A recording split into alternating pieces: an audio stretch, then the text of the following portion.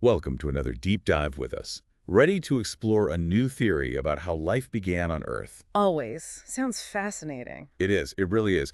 We'll be looking at excerpts from a paper by Juan Jimenez. It's called Earth, a Planetary PCR Machine to Create Life, or the Brief History of a tRNA. Okay, I'm familiar with Jimenez's work. So, is he suggesting early Earth was like a giant PCR machine? That's quite a bold claim. Bold indeed. Essentially, he proposes that the conditions on early Earth could have driven the formation of those first self-replicating molecules, the very molecules that kick-started life. It's a fascinating concept that takes us back to the very beginning. Most origin of life theories start with the primordial soup, right? Yeah. Rich in organic molecules like amino acids, nucleotides. Right, the fundamental building blocks, like Yeah. having all the ingredients for a cake but no recipe or oven. Yeah. So how did those basic ingredients assemble into those complex molecules of life? Proteins and nucleic acids, for instance. That's the real puzzle. Exactly. It's that classic chicken and egg problem. Proteins are needed to make nucleic acids, but nucleic acids are needed to make proteins. So where do you even begin?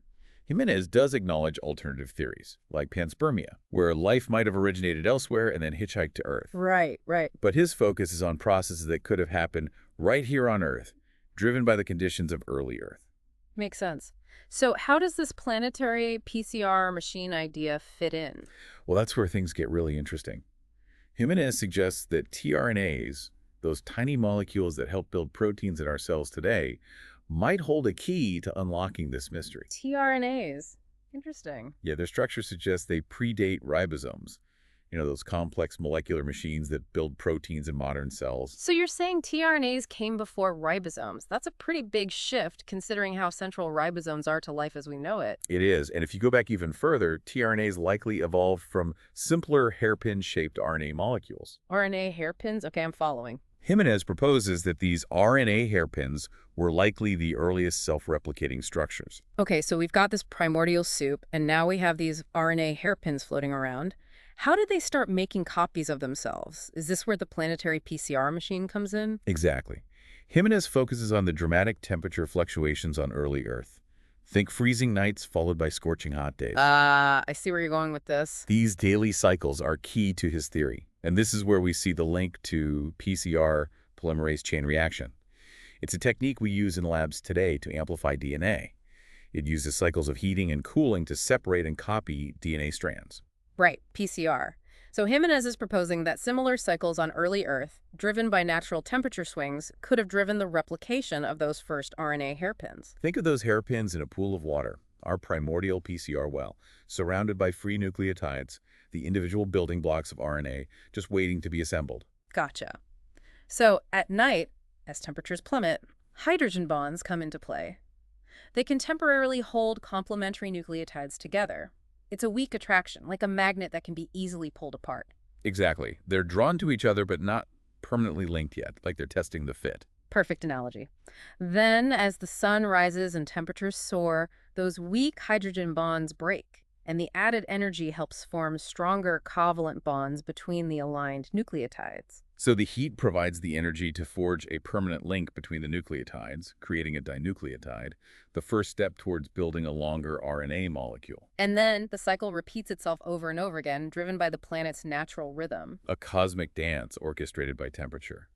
Dinucleotides attract more nucleotides, forming longer and longer chains. And if those chains fold back on themselves, you get those stable hairpin loops we talked about. Right, but the primordial soup wasn't exactly a controlled lab environment, was it? I imagine there were many failed pairings and chains. Not every attempt would be successful. Of course. It was a chaotic environment, but that's where natural selection takes over. Survival of the fittest, even at the molecular level. Precisely. The hairpins that could replicate most effectively, those best suited to this environment, would gradually outnumber the others. This cycle-driven replication, it's not random, is it? Nope. As Jimenez illustrates in Figure 2 of his paper, this process generates specific sequences. It creates a pool of RNA molecules encoded by the initial conditions and the laws of chemistry. So we're starting to see not just self-replication, but a rudimentary form of information storage. These early RNA molecules carry information within their sequences. It's the foundation for the complexity of life. But we're still missing proteins, the workhorses of the cell. How did these early RNAs begin to encode proteins without the sophisticated ribosomes found in modern cells? That's a great question and takes us to the stereochemical hypothesis. This idea proposes that amino acids, the building blocks of proteins, have specific affinities for certain nucleotide triplets or codons. So specific amino acids are attracted to their corresponding RNA sequences. Exactly. Imagine these amino acids, also abundant in our primordial soup, bumping into those RNA hairpins. Because of these stereochemical interactions, some amino acids would stick to their codons on the RNA template, arranging themselves in a specific order. So the RNA hairpins act as a blueprint guiding the assembly of amino acids. Precisely. And if those amino acids are close enough, peptide bonds could form between them, linking them into short protein chains, potentially aided by the catalytic properties of some RNA molecules. So the RNA hairpins aren't just replicating themselves, but also facilitating the formation of early proteins. Incredible. It is, and there's actually a real-world example of this. Jimenez points to a tRNA sequence in E. coli bacteria that seems to encode part of a ribosomal protein. A fossil of this early encoding system. Exactly, a molecular echo of the very first steps towards protein synthesis, linking the RNA world to the protein-based life we see today. This is fascinating, but I have a question. Amino acids come in different sizes. Wouldn't that make it difficult to assemble them neatly along an RNA template? You've hit upon a critical point. This leads us to transfer RNA hairpins, thought to be precursors to the tRNAs we see in modern cells. They offer a solution to the problem you just identified. Okay, I'm all ears. How did these transfer RNA hairpins address that challenge? Picture an amino acid binding to its codon on an RNA hairpin. Instead of directly incorporating the amino acid into a protein chain, the codon's recognition is transferred to the opposite end of the hairpin to a sequence called the anticodon. So the anticodon becomes a sort of adapter, carrying the code for a specific amino acid. Precisely. And acting as an adapter, these transfer RNA hairpins could overcome those size differences between amino acids.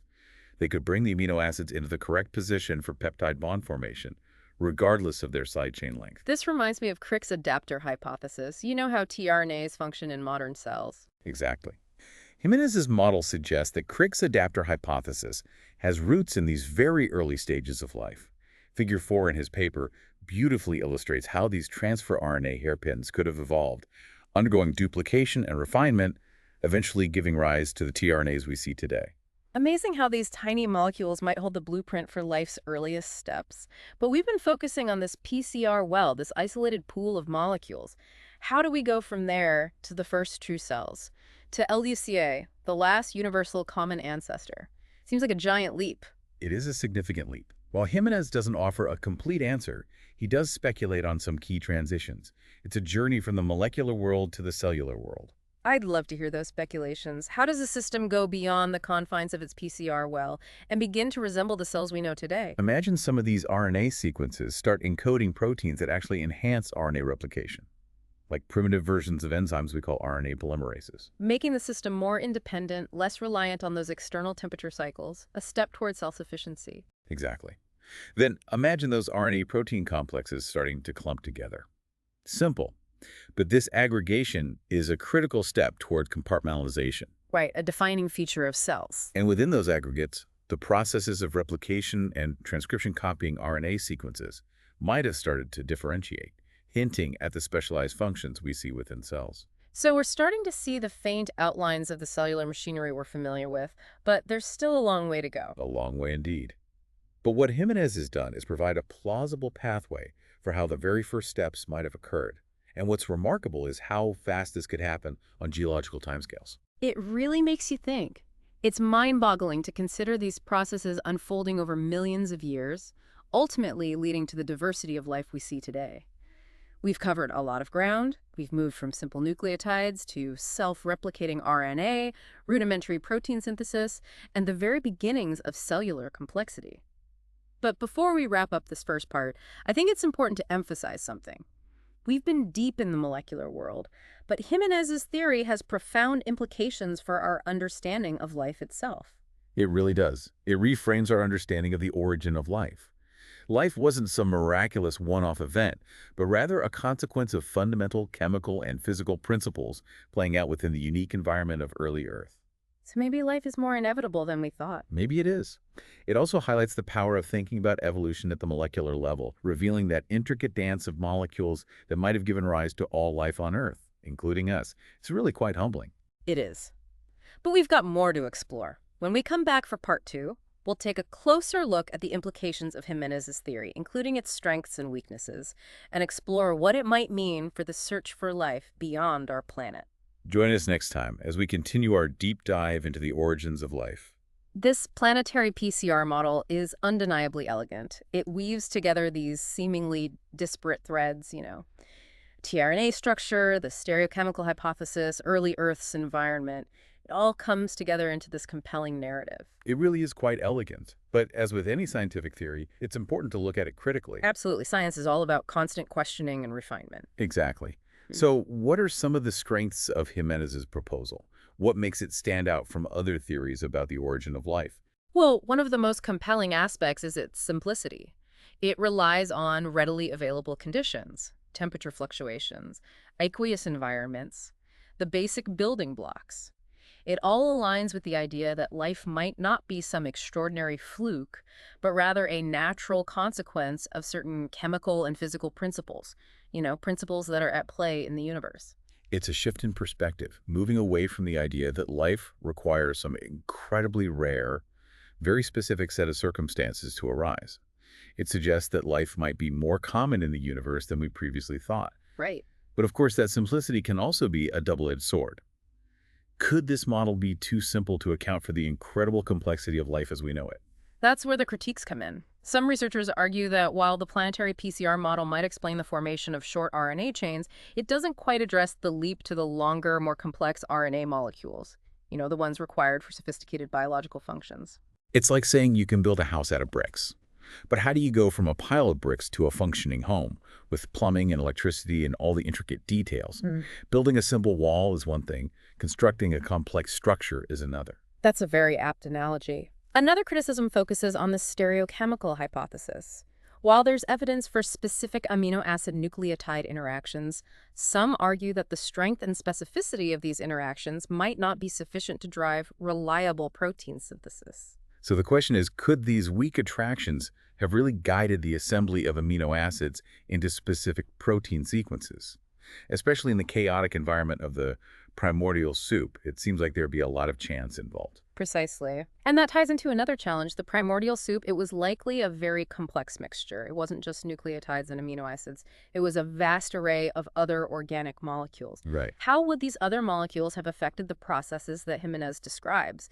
Could they have interfered with RNA replication or amino acid assembly? It's like trying to bake a cake in a kitchen, where someone's constantly spilling ingredients and changing the oven temperature. It raises questions about the robustness of this model in a more realistic setting. Right. It's easy to imagine things working perfectly in a simplified theoretical model. But the real world is messy. It's unpredictable. Absolutely. Those are all valid points. It's important to acknowledge that Jimenez's theory is not without its gaps. But it's also crucial to remember that this is a relatively new proposal. Further research is needed to test its validity and address these criticisms. It's a starting point, a framework for further exploration. Exactly. Science is an iterative process. It builds upon previous knowledge and constantly refines our understanding. So Jimenez's work is a valuable contribution to the ongoing quest to understand life's origins, even if it's not the complete answer. It's a framework for asking new questions and designing new experiments. Precisely. So Jimenez's theory has sparked this renewed interest in the potential role of environmental cycles in the origin of life. Researchers are now exploring how temperature fluctuations, wet-dry cycles, or even pH changes might have contributed to the emergence of self-replicating molecules. It's a reminder that life on Earth is inextricably linked to the dynamics of our planet. Right. And that understanding these connections is essential for piecing together the puzzle of our origins. It's a beautiful example of how studying our planet can illuminate fundamental questions about life itself. But speaking of connections, let's shift our focus outward to the implications of Jimenez's theory for the search for life beyond Earth. Now, this is where things get really exciting. If life could arise on Earth through these relatively simple, environmentally driven processes, could similar scenarios be playing out on other planets or moons? Could life be more common in the universe than we once believed? It's the tantalizing question, isn't it? Jimenez's model suggests that we should be looking for environments with dynamic conditions, places where temperature or pressure or chemical composition fluctuate in ways that could drive molecular self-organization. Right? It broadens our search criteria beyond planets that look exactly like modern Earth. So instead of just looking for planets that are similar to present-day Earth, we should be expanding our search to include worlds that might seem less hospitable at first glance. Yes, worlds with more extreme environments, Right. dynamic cycles, they could be prime candidates for life. Places like Mars, with its evidence of past liquid water and potential for geothermal activity. Or icy moons like Europa and Enceladus, where tidal forces create internal heat and potentially liquid water oceans beneath their icy shells. These worlds, they might not have the same conditions as early Earth, Right. but they could have their own unique sets of environmental cycles, perhaps driving the emergence of life forms that are radically different from anything we know. It expands our imagination of what life could look like and where it might exist. It's a profound thought, and it underscores the importance of keeping an open mind in our search for extraterrestrial life. We might be limiting ourselves if we only look for life as we know it. Right. Life might have taken very different paths on other worlds. Jimenez's work is a reminder that life might be more diverse and more resilient than we previously imagined. It opens up a universe of possibilities. And that the universe might be teeming with possibilities, just waiting to be discovered. It's a reminder that we are still just beginning to understand the true nature and extent of life in the cosmos. It really has been a mind-expanding exploration, pushing the boundaries of our understanding. But before we get too carried away with speculation, let's bring things back to Earth. When we return for part 3, we'll wrap up our deep dive by examining some of the key takeaways from Jimenez's theory and considering what future research might hold. We'll delve into how this theory is shaping our understanding of life's origins and what new discoveries might lie ahead. It really has been quite a journey, hasn't it? It has. From the primordial soup to the brink of cellular life, we've explored this intricate molecular dance that might have sparked life on Earth. All thanks to Jimenez's model, with its planetary PCR machine concept. It's a compelling narrative that connects these seemingly disparate pieces of the puzzle, tRNA structure, the stereochemical hypothesis, and the dynamic environment of early Earth. It's been thought-provoking for sure. So as we conclude this deep dive, what are some of the key takeaways? How does this theory change our perspective on the origin of life? And, what are the implications for the search for life beyond Earth? Well, one of the most significant takeaways for me is the importance of viewing life through an evolutionary lens. Even at the molecular level, Right. tRNAs, those tiny molecules that we often think of as mere cogs in the protein synthesis machinery, they can actually hold the key to understanding life's earliest chapters. It's like discovering that a seemingly ordinary object in your attic is actually a priceless heirloom, passed down through generations. It contains secrets from the past. Exactly. Jimenez suggests that tRNAs might be molecular fossils, remnants of an ancient RNA world that predates the protein-based life we see today. Fascinating. It is, and this opens up all these exciting new avenues for research. By studying tRNAs in detail, comparing their structures and sequences across different organisms, we might be able to piece together a more complete picture of life's early evolution. So tRNAs become windows into the past, offering glimpses of those molecular innovations that paved the way for the complexity of life we see today. Exactly. Another key takeaway is the potential role of environmental cycles as driving forces in the origin of life. Jimenez focuses on temperature fluctuations, but other cycles, like wet-dry periods or changes in pH, could have played a role too. It challenges us to think beyond that static picture of a warm little pond, right? And embrace the dynamic, ever-changing nature of early Earth. It does. And this dynamism might have provided the spark needed for life to emerge. This also has implications for our search for life beyond Earth. We need to expand our search criteria, looking beyond planets that perfectly mirror present-day Earth and considering worlds with more extreme dynamic environments. So planets with dramatic temperature swings, active volcanoes, even chaotic weather patterns, these might be more likely to harbor life than we once thought. It's a possibility worth exploring. Jimenez's theory suggests that life might be more resilient and adaptable than we previously imagined.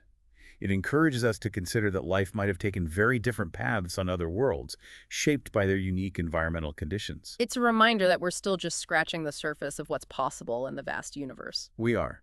But it's important to remember that Jimenez's theory is just one piece of a much larger puzzle. There are other compelling theories about the origin of life, and a lot more research needs to be done. Absolutely. Science is a continuous process of exploration, questioning, and refinement. Jimenez's work has ignited this renewed interest in the origin of life and provided a new framework for investigation. It encourages us to ask new questions, design new experiments, and challenge our assumptions about how life began. It does. Jimenez's theory is a testament to the power of scientific inquiry. It reminds us that even the most fundamental questions about our existence are still open for exploration. It's been quite a deep It dive. really has. As we wrap up, I want to leave our listeners with a sense of wonder and a thirst for continued exploration. Jimenez's theory reminds us that the quest to understand our origins is a journey of self-discovery, a way of connecting to the grand narrative of the universe. Thank you for joining us on this intellectual adventure. We hope you've emerged with a deeper appreciation for the beauty, complexity, and enduring mystery of life's beginnings.